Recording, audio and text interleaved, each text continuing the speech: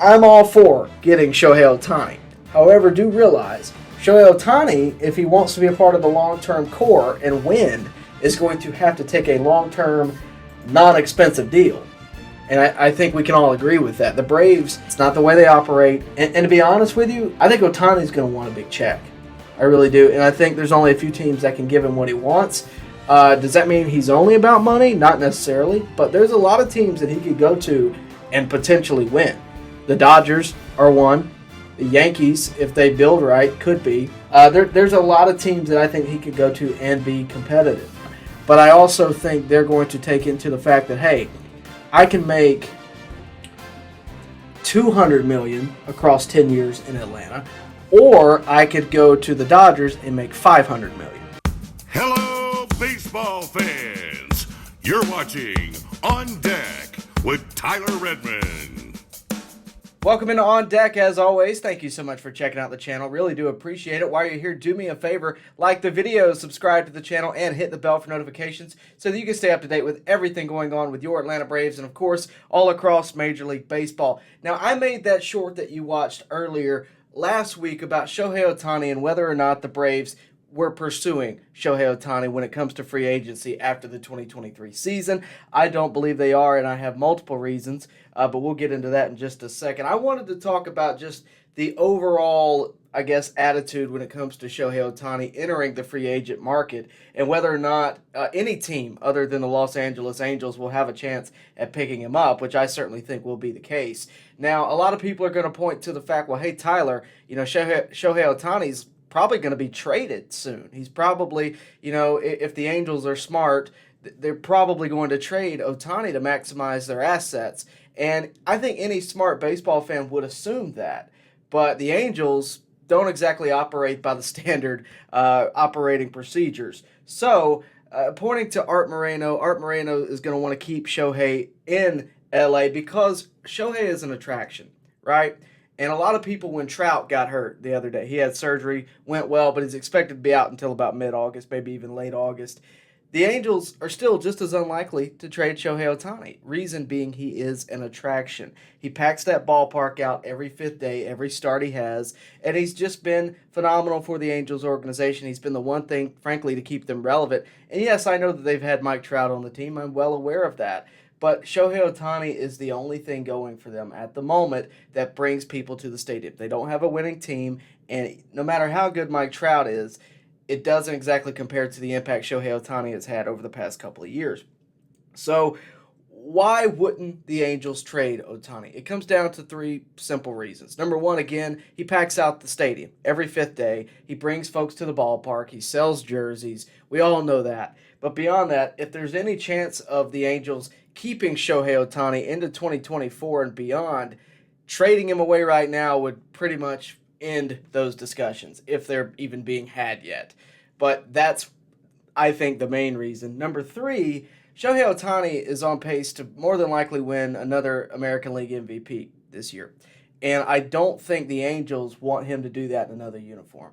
As ludicrous as that may sound, I think that's a part of this too. I think it's a number of things. And you would think that, anybody with, I guess, skin in the game, money in the game, would say, hey, let's go ahead and trade him. Let's realize we're not going to compete this year and try to jump back in it. But the Angels are going to try to push through this. We will see what happens. I don't think it's necessarily the best move, but it's their organization. We'll see what happens. But again, I don't think they trade him. And I think if it was just about any other team, I would have a completely different opinion. But we've seen this trend, before, right? We've seen this before. Again, I disagree with it. I think as an organization, if you have not locked up your talent by that point, I think you should try to, at least if there's not a chance, right? But I think if you see the light and you see, hey, this isn't going to happen, you should trade him. With Shohei, you don't know what's being said behind closed doors. But also, if you're the Angels, you haven't locked him up, you don't know where he's going, and he's going to get $600 million, right? I don't know that the Angels are going to be willing to pay that. They might be. We'll talk about that in just a second. But before we do, let's talk about some of the other teams that could be in on Shohei in free agency. Number one, I think, is the Mets. The Mets already have the highest payroll in baseball, right? And they're not exactly getting the results that they wanted to do. They're currently miles behind the Braves, the Marlins, and the Phillies in the NL East. They don't have a chance of winning. I don't think they really have a chance at the wild card at this point. They haven't got the results they want with the payroll that they have. And I think if they go get Shohei Ohtani, make that splash, yes, it would increase their payroll by an exorbitant amount, but I don't think the Mets have shown that they're unwilling to do that. I think they're going to want to get an instant result. That's been the Mets' identity. And I'm going to lump in the Padres with that same conversation. They haven't got the results they want. They got the third biggest payroll in baseball, and they may want to make a splash and do their best to bring in Shohei Ohtani. Again, it's an attraction, and I think it's an instant impact. I mean, if you're bringing over what could be the American League MVP to your team, I mean, it's going to make an impact. I think the Padres could be in on that. And I would also say the Yankees. Same situation, high payroll, not exactly the results they want. They already got some big contracts with Stanton and Judge, but you throw in Otani there, maybe that pushes you over the limit. The Yankees, we all know their attitude. They pay to win. They want to win, and they'll spend the money when necessary. I think Otani just very well may be something that they go in on, whether or not they walk away with it or not. I would be surprised if the Yankees weren't at least having those conversations when free agency rolls around. Another team I'll throw at you, not exactly near as premier, and I don't think near as talked about, is the Red Sox. The Red Sox are currently last place in the American League East. They're 10 games back in the division, but they may make a big splash. They are still in wild card contention, and I mean, I don't think that their year is done necessarily, but come free agency, they may make a splash to get right back in the game and be better in 2024 than they've been in 2023. And the other two teams, and this is one where I think it's more of the location. The Giants and the Dodgers. I think that's the pitch, right? Hey, you want to stay in California? You have two options. The Giants, who would be willing to pay, I think, maybe not as much as some others, but there may be, hey, yeah, we're not paying you as much, but you can stay in California here with the Giants. We'll make you a star, the whole 9 yards.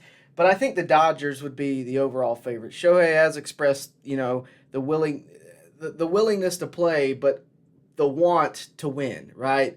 And I think the Dodgers would be the favorite when it comes to all of these because I think they provide the best chance to win. I think they have a good payroll. They're willing to spend money, and I think that it would ensure that he's going to be, I would say, on a winning club for years to come. And full disclosure, if you're watching this and you're not one of my usual watchers, I run a Braves channel. A lot of people have asked, well, Tyler, why not the Braves? Why couldn't Shohei Ohtani go to the Braves? He very well could go to the Braves. I just don't think it fits the Braves mold, at least financially. I also don't think that the Braves are even going to entertain paying someone $600 million. If you don't believe me, this is what I mean. I made this. This is the Braves payroll as it currently sits. You can see that about 5 or 6 contracts make up half the payroll. No one is over $20 million or $21 million with Matt Olson. No one is over that limit. You throw Shohei Ohtani in there, and this is what your yearly payroll would look like. I just don't know that the Braves would be willing to pay a guy $62 million no matter how much he's doing. Also, if knowing the Braves like I do, I think the first question will be, okay, well, how long is he really going to pitch up to this level? Like, yeah, we know the hitting's not going away, but how long is he really going to pitch this well? And that comes into question. I've seen the projections. I know they're out there. There's some people saying he deserves 650. There's some people saying he deserves more than that. I don't know what Shohei Ohtani deserves. That he is an anomaly. And I'm not going to be the one to say he doesn't deserve $600 million. I think he very well could fetch that price come free agency. I just don't know how many teams are going to be willing to invest that into one guy because that is a lot of chips in for one guy. If he gets hurt, your $60 million your payroll is hurt, right? I mean, there's a million different things, and you're talking a huge commitment for years to come. Again, no one questioning the level of player he's been. I mean, he's been absolutely phenomenal on the mound, in the batter's box. I mean, there's no one questioning that. But for teams like the Braves, teams like the Rays, teams like the Brewers, I don't know that fits. And I know that the Brewers and the Rays are in a little bit different pay grade than the Braves are. But again, I don't think the Braves, based on how they run business, I don't see them being in on this conversation. That all said, I think you have about 8 teams, give or take, that will be in on this. Ones that, one, can pay him, 2 that are willing to pay him, and 3 that are willing to invest and see where it goes. I think the Angels are obviously going to be in on that. They've seen it firsthand, what he can do for their ticket sales, what he can do for their jersey sales, what he can do just for the atmosphere at the ballpark, right? Because let's be real, for the past few years before Shohei Ohtani, the Angels were kind of a ghost town, right? No matter, I mean, they had the best player in baseball prior to Shohei Ohtani with Mike Trout, and it still wasn't, like they were winning every year. And a lot of people have thrown this at me ever since I made that little short video. A lot of people have thrown, well, Tyler, if you bring Shohei Ohtani in, he's going to pay back himself. You're talking about $600 million, right? And it's just a lot to commit to one guy. I'll be honest with you, I don't know of any player that I'd be willing to commit that much to. I don't know of any one player that, if I'm the Atlanta Braves, based on the system they have in place, I'd be willing to commit $400 million to, right? We've seen Trout get that money. We've seen Harper get similar money. We've seen it. We saw Soto get offered $500 million. I thought that was ludicrous.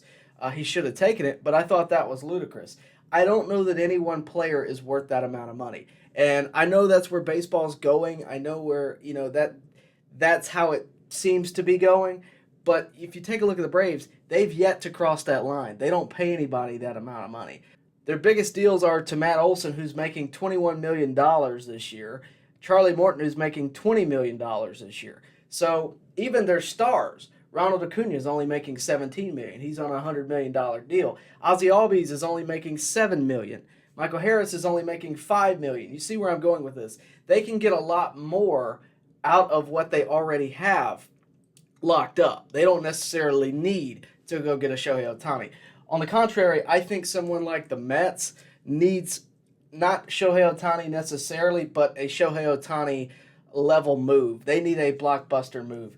And they've already made some, right? They already have $86 million wrapped up in Verlander and Scherzer. And that hasn't exactly panned out well. Could you imagine if someone like the Mets or if someone like the Padres invested another $60 million a year into Shohei Ohtani and that doesn't pan out?